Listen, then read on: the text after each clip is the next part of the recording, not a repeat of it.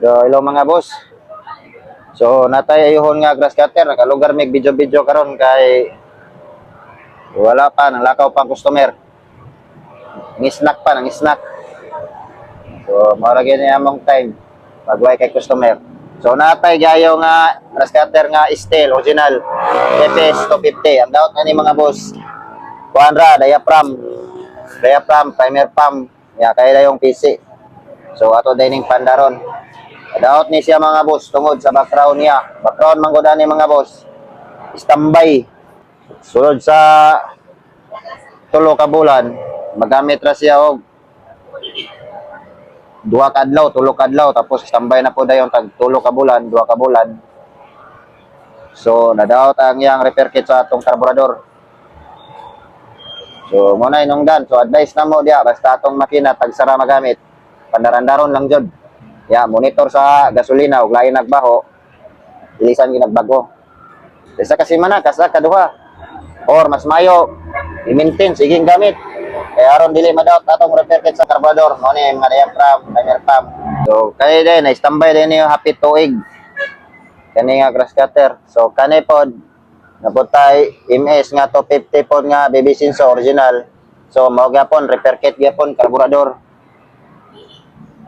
Or na kasagaran daot basta standby mga repair kit ra sa karburador. Dali ra kayo na. So nanira magtao og starter off.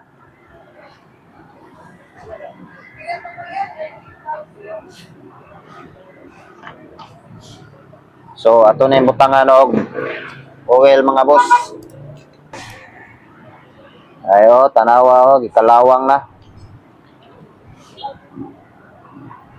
So, pasensya na kayo mga boss.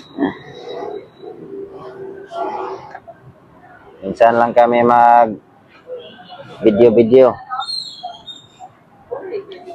Lalo na magtagalog. Minsan na.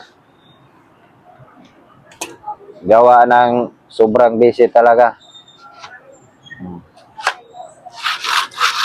Hindi namin mapokusan yung pagbablog.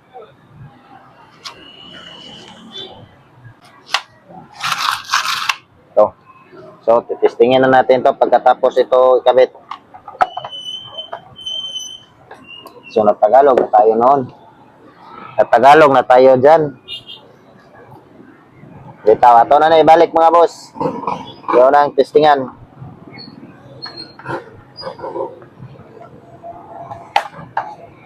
Kani siya boss, tambay ni mga 10 months or 9 months.